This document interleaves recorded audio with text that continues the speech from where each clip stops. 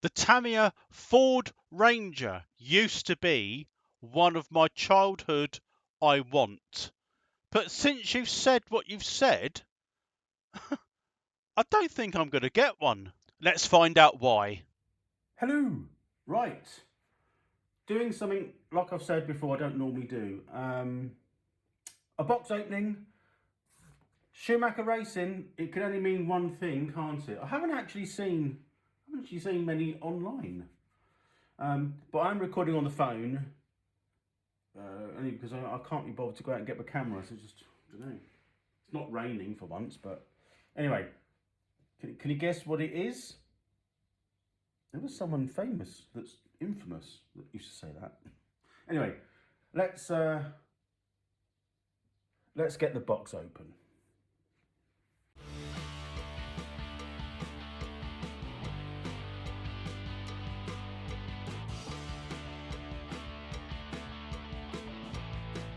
CAT 2000, a 1993 buggy which took the four-wheel drive scene by storm. I think it derived from the Boss CAT, was it? I don't think they've ever re-released that. And what was the other one? Pro CAT. I think I've got one of them that I haven't built. You'll know what's going to happen, don't you? So this was purchased. I got it yesterday. I've only literally just opened it. I'm not going to do a full box opening because I don't know. I'm not very. I don't know. I just don't so much enjoy. There's bits everywhere and opening up. I don't really want to do that. But you know how. I'll show you some of the bits. I'll take the camera and you can have a look inside. But if you know how I do my videos, you're not going to see this again for another about 18 months, 2 years, maybe. And if you watched a previous video, actually, and I had the ESC and motor combo. I forget the name of it off the top of my head now, but there'll be a. I'll put it in the description or link it to that video. I bought that specifically for this, and it wasn't because it's a similar colour, isn't it? Like, what is that? Teal? I don't know, and I don't know whether I would do it this colour, but it's got like fade. I think that's way beyond what I could probably manage. But anyway, this was during an era where, 93. What was I doing? Well, I think I just sort of started to. Depends when this came out, but during '93, I'd just about stopped karting from my first span of karting from when I was younger, and I'd already sort of dabbled back into the hobby from being in it from when I was younger, and I think I'd sort of gone into Nitro, and that was by Schumacher. We'll come back to that word Schumacher in a minute. And I think I bought like some Tamiya stuff. I think the Mad Cap was around. Could have been. I think I might have had that. And I've also, at some point during that 90 period, I would have got the Mardave, the original Mardave mini stock. And I think I had a Mardave Stockmaster Nitro that was complete. I've sold that on now, unfortunately. Oh, the mini stock I haven't, but all the other stuff I have. So I was aware of Schumacher, clearly, because I bought some Schumacher stuff, but when it came to racing buggies at the 93, there's absolutely no way I could have, I'll say no way I bought them, but no way I could afford to race because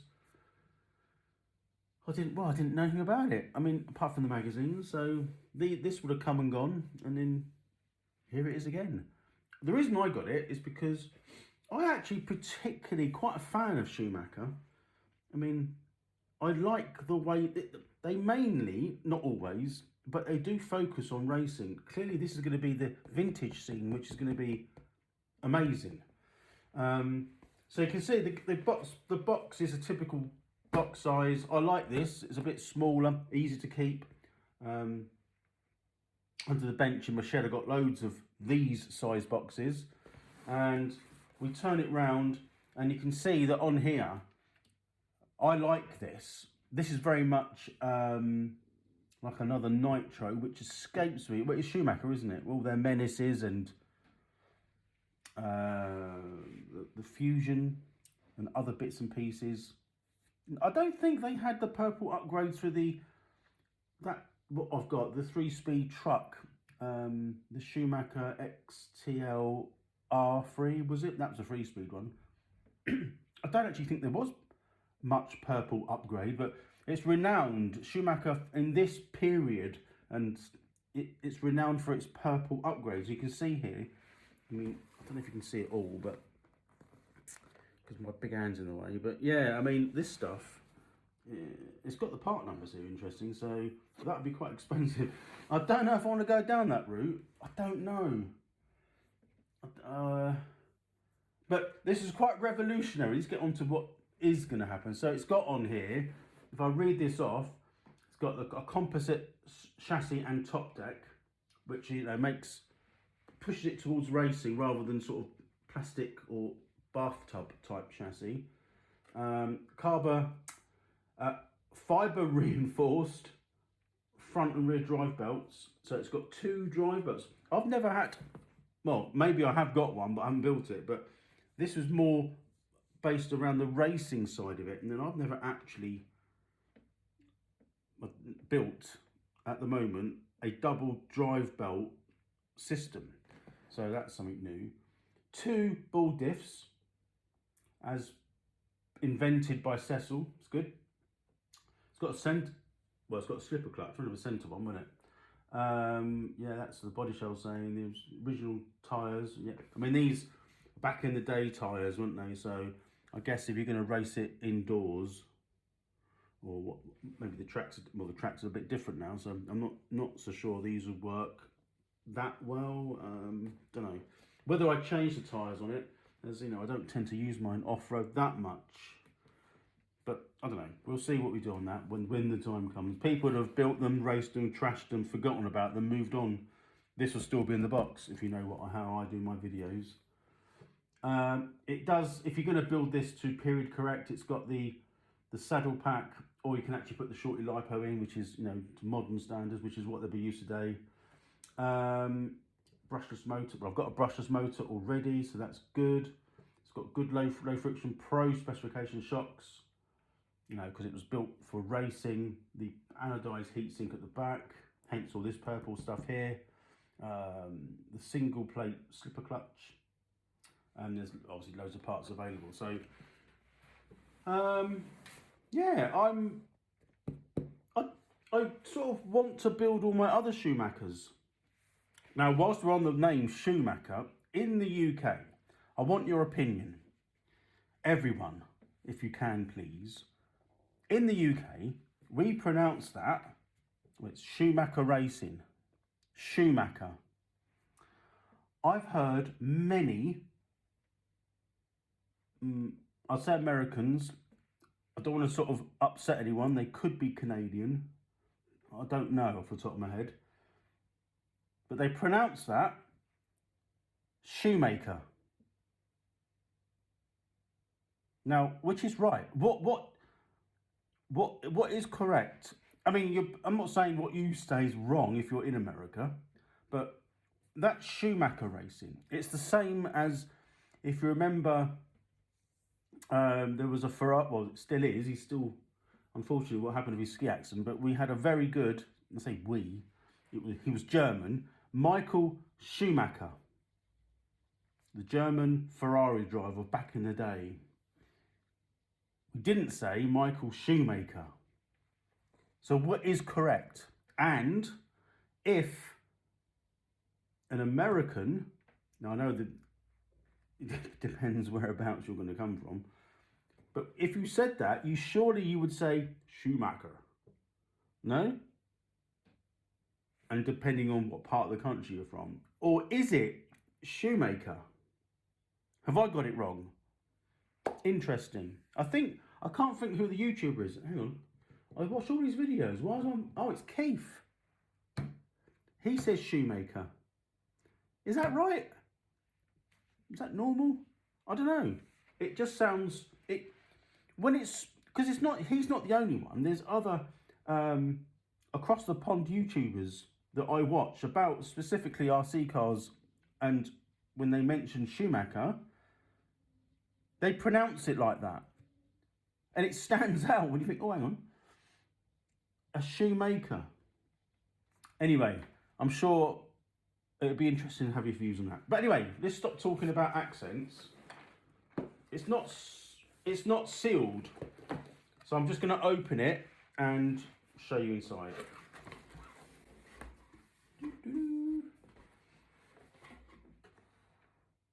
I think I prefer the thrown in the box thing. I don't know. Should we have a look? You're going to have to excuse the handheld. Everyone hates handheld cameras like phones, but it is literally just thrown in there. At least you get your, you know, your wheel inserts. And these are the tyres just literally thrown in and not even in packets. Yeah, they have a different smell to Tamiya. They're not the same, are they? They're still that rubbery thing, but they're quite soft, actually. They're not mega soft. Now, like I said, I'm not going to get everything out because that's not how I do it. And it's probably never, ever going to come out of its packet anytime soon. So, and I like the way that Schumacher do their stuff. You know, it's all sort of bagged up. Yeah, you've got some purple in there. I don't even know what that is. Some shock stuff, it looks like. You've got the wheels under there. I mean, you've got loads of stuff in there. Just like the gears, the slipper clutch and stuff like that. I've also noticed that down here at the bottom, just thrown in there, but that doesn't matter, does it? This is his, was it fibre? That feels really good, really premium. That's the top deck. And again, some more bits and pieces, just so you can see it.